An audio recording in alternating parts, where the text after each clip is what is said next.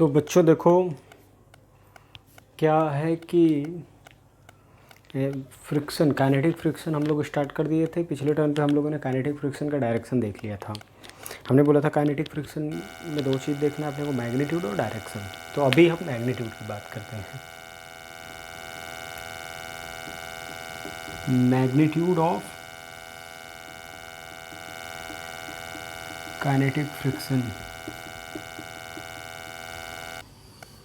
Magnitude of kinetic friction क्या है magnitude? तो काइनेटिक फ्रिक्शन के मैग्नीट्यूड के बारे में बस इतना समझो कि काइनेटिक फ्रिक्शन सरफेस के बीच लगेगा, और जो सरफेस के बीच लगने वाला नॉर्मल रिएक्शन है काइनेटिक फ्रिक्शन उसके डायरेक्टली प्रोपोर्शनल होगा। ठीक, यानी कांस्टेंट ऑफ प्रोपोर्शनैलिटी हटाओगे तो वहाँ पे एक कोफिशिएंट आएगा जिसे कहते हैं म्यू के इंटू एन। इसको कहते हैं कोएफिशिएंट ऑफ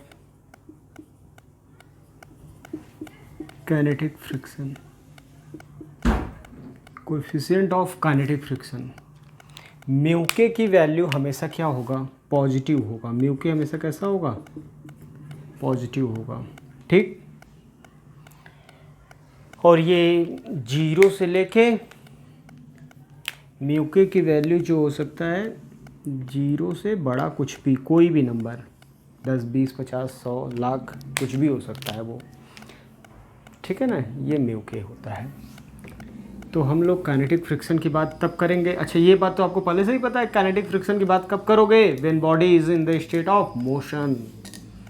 कितना होता है तो उसके बारे में हम लोगों ने समझा कितना होता है। ठीक है ना। अब आपको प्रॉब्लम कुछ कर करके हम आपको दिखाते हैं काइनेटिक फ्रिक्शन कितना आएगा, नॉर्मल रिएक्शन पे कैसे डिपेंड करता है। ठीक है बच्चों, तो कभी भी आपको काइनेटिक फ्रिक्शन के क्वेश्चन करने हो, बस काइनेटिक फ्रिक्शन और हमें निकालना देखना है। तो जैसे मान लो आपके सामने क्वेश्चन में रख रहा हूँ एग्जांपल कुछ, कि एक ब्लॉक है,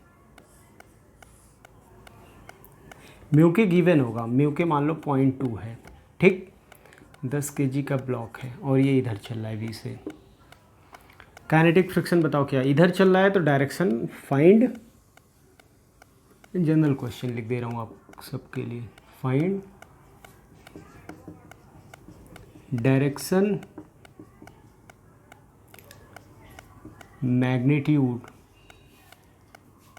of kinetic friction and acceleration. ठीक है, तो अब जरा बताओ मुझे पहले तो डायरेक्शन, मैग्नीट्यूड, एक्सेलरेशन सब कुछ। तो बेटा पहली बात, वेलोसिटी इधर है तो एक्सेलरेशन किधर होगा? काइनेटिक फ्रिक्शन किधर होगा? Opposite to the relative velocity. Opposite to the relative velocity. Opposite to the relative velocity करोगे तो इधर आएगा एफ के, और एफ के का मैग्नीट्यूड कितना होगा? डायरेक्शन क्लियर हो गया एफ के का, यानी ब्लॉक पे लगेगा किधर? पीछे।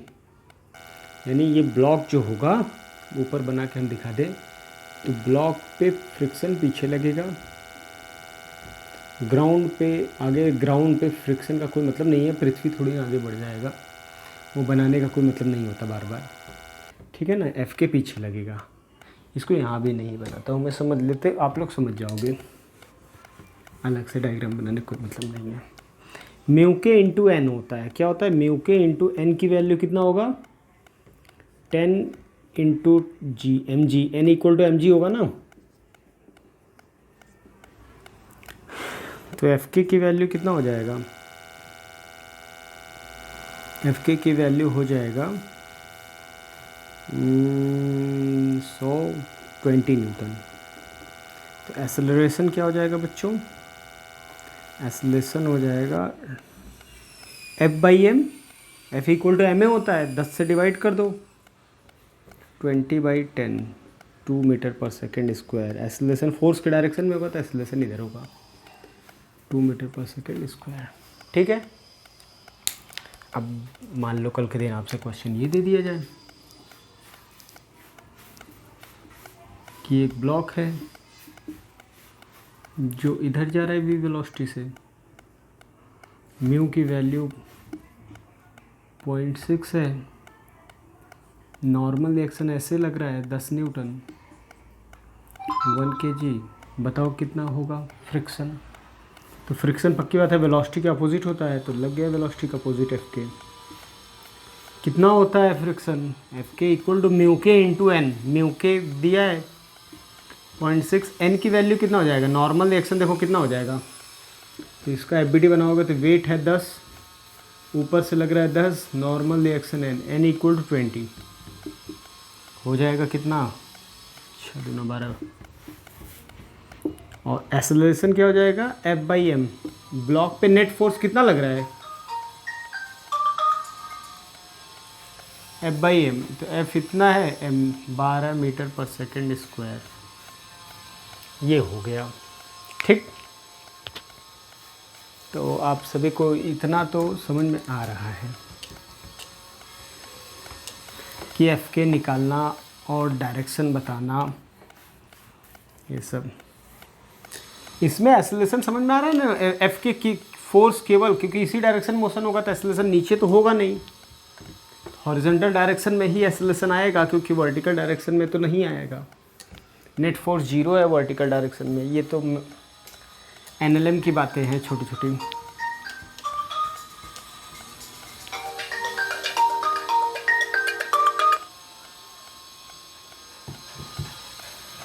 एनएलएम की बातें हैं।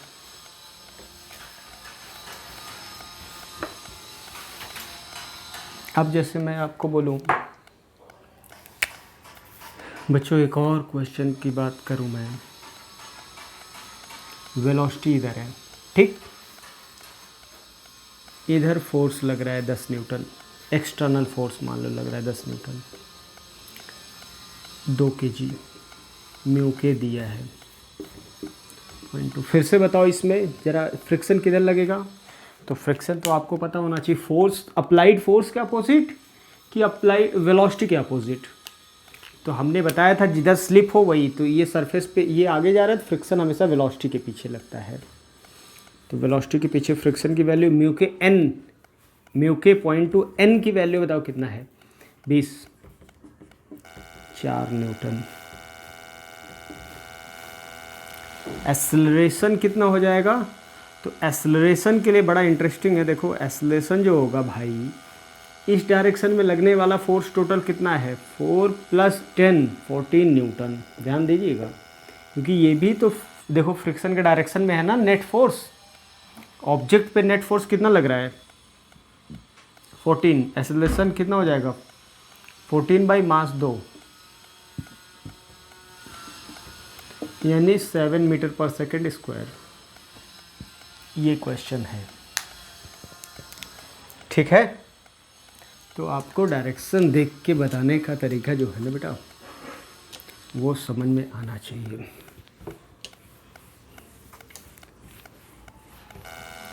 अलग से अगर फोर्सेस लग रहे हो तब आप मोशन में भी हो ऑब्जेक्ट और कोई एक्सटर्नल फोर्स भी लग रहा हो, तब के केस में नेट फोर्स देखना पड़ता है ध्यान से थोड़ा। जैसे मान लो मोशन में भी है, वी वेलोसिटी, इधर 10 न्यूटन का फोर्स भी लग रहा है, 50 न्यूटन का ऊपर से लग रहा है, 5 kg का ब्लॉक है, म्यू की वैल्यू 0.6 है।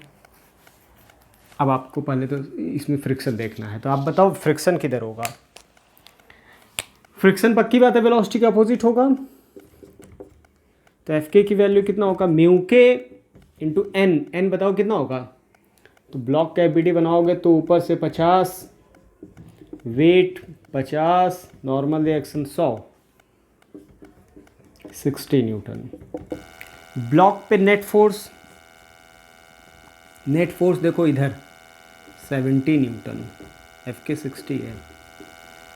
एक्सेलरेशन क्या होता है, नेट फोर्स इसी डायरेक्शन में एक्सेलरेशन होगा ना, नेट फोर्स के डायरेक्शन में, जिधर फोर्स है उधर direction F equal to m a करोगे ना, 70/5,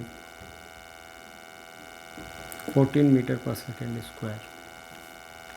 ऐसे प्रॉब्लम जब आएंगे तो हम लोग देखो डायरेक्शन देखने वाला तरीका तो क्लियर हो रहा है ना आप सभी को। इसमें मुझे नहीं लग रहा है किसी को कोई कष्ट होगा, एक्सेलरेशन बताना, ये करना वो करना। ठीक है ना। एक्सेलरेशन बताना कितना जाएगा, क्या होगा, किधर वेलोसिटी होगा, कैसे चलेगा ब्लॉक। तो ये सारी बातें अगर बच्चों आपको समझ में आ रहा है, जैसे मान लो आपको ये बोल दूँ, अब एक प्रैक्टिस के लिए खुद से इसको ट्राई करना आप पहले। ऐसे लग रहा है 37 डिग्री 100 न्यूटन 5 kg, म्यू दिया है 0.6। तो ऐसे प्रॉब्लम को करने के लिए आपको पहले भी मैं बताया था कि ये कुछ है नहीं, इसको बस सिंपली जो पिछला क्वेश्चन सॉल्व किया था उस तरह से हो जाएगा। क्योंकि आपको पता है जब भी इस डायरेक्शन में दिया होता तो हम हॉरिजॉन्टल और वर्टिकल, सबसे पहला एनएलएम में मुझे याद आ रहा है कि कभी भी फोर्स दिया रहता है तो सबसे पहला काम उसको हॉरिजॉन्टल वर्टिकल में ब्रेक कर लो along the plane perpendicular to the plane. तो ब्लॉक को ऐसे रखो,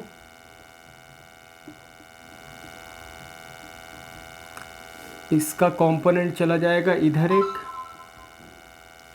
80 न्यूटन, नीचे की तरफ आएगा 60 न्यूटन और उसका वेट हो जाएगा 50 न्यूटन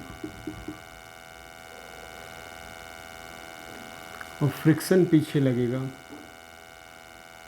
फ्रिक्शन पीछे लगेगा एफ वेलोसिटी, मान लो वेलोसिटी इधर दिया रहेगा, क्योंकि वेलोसिटी नहीं दिया रहेगा तब फ्रिक्शन नहीं बता सकते। वेलोसिटी इधर है तो वेलोसिटी इधर था तो वेलोसिटी के अपोजिट ही लगना है एफ के। अब खुद बताओ यार, नॉर्मल रिएक्शन 110 दिखाई दे रहा है सबको, नॉर्मल रिएक्शन ऐसे लगेगा ना, वो मैं बार बार नहीं बताता।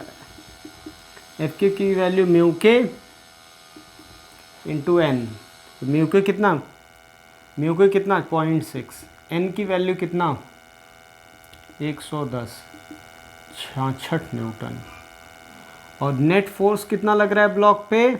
तो दोनों सेम डायरेक्शन में नहीं है, ध्यान दो बच्चों, फोर्स इधर लग रहा है, ऐसे लग रहा है 80 माइनस 66, तो ये कितना बन रहा है इधर देखो, एफ नेट की वैल्यू आ गया 14 न्यूटन। ब्लॉक ऐसे चल रहा है तो एक्सेलरेशन बच्चों कितना आएगा 5 kg है, 14/5 2.8 metre per second square acceleration आ गया।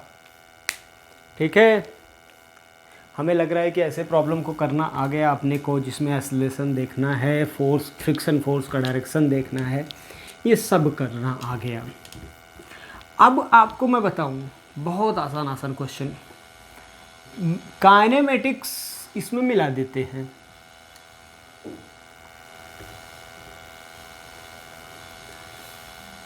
अब इसमें क्वेश्चन कैसे पूछे जाते हैं, बहुत आसान प्रॉब्लम बेस्ड ऑन काइनेमेटिक्स। आप लोग काइनेमेटिक्स पढ़ चुके हो प्यारे बच्चों, तो पढ़ने के बाद काइनेमेटिक्स को अब इसमें इन्वॉल्व कर दो, बाकी सब हो गया। कैसे इन्वॉल्व करते हैं, एक छोटा सा प्रश्न करने के बाद देखो कि भाई आपके सामने 10 मीटर पर सेकेंड से एक ब्लॉक चल रहा है, ठीक, म्यू के दिया है 0.5, 5 kg का ब्लॉक है। अब आपसे काइनेमेटिक्स पूछता है कि फाइंड, पहले फाइंड डिस्टेंस,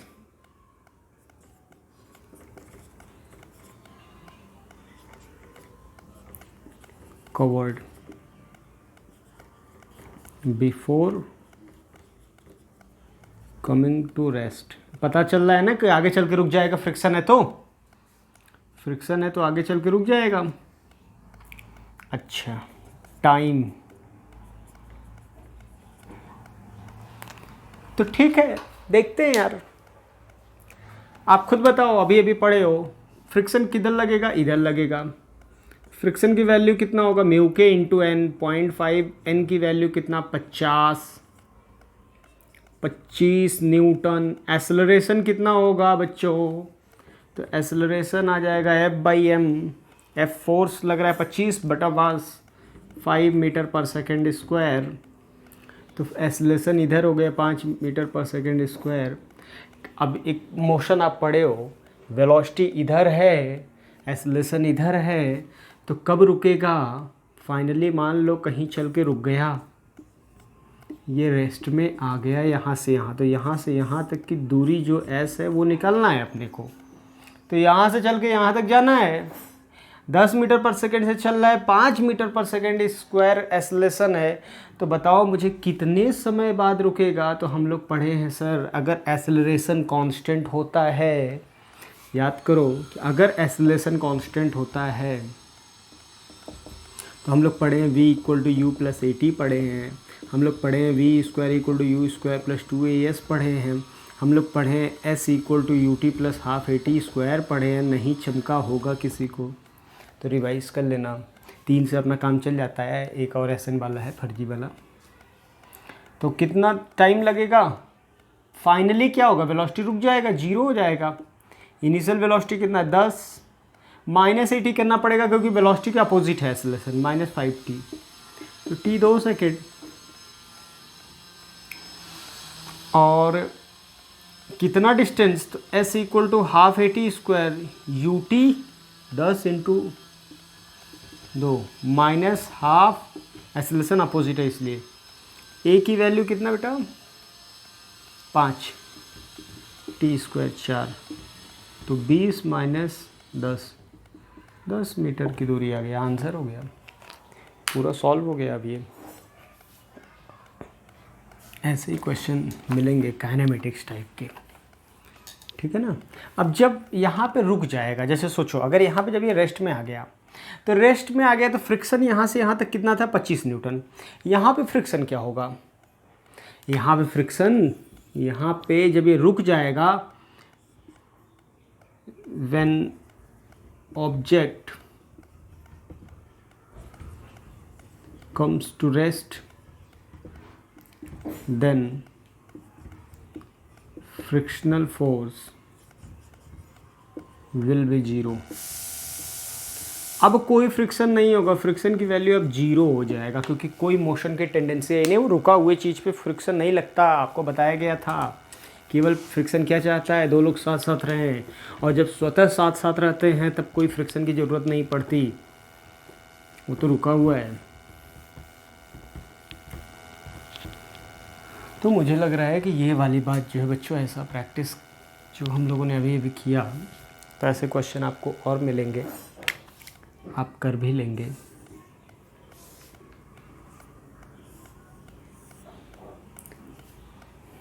ठीक है, तो अब जैसे मान लो इधर 10 मीटर पर सेकेंड से जा रहा है, इधर 10 न्यूटन लगा है फोर्स, ठीक। म्यू के की वैल्यू 50 है, सॉरी 0.5 है, 5 kg है।